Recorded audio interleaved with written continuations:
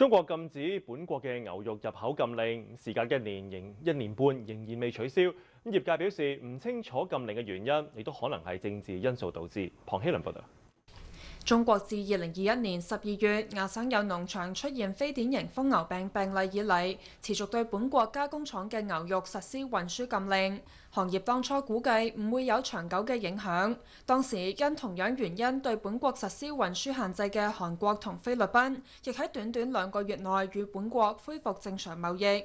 而當時屬於本國第3大牛肉出口市場，每年入口1億9300萬元牛肉產品嘅中國，時隔17個月卻仍未恢復貿易。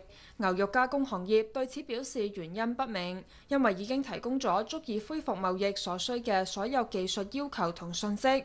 而同樣因出現非典型瘋牛病病例被中國限制嘅巴西同愛爾蘭，喺短短數個星期後亦恢復正常貿易。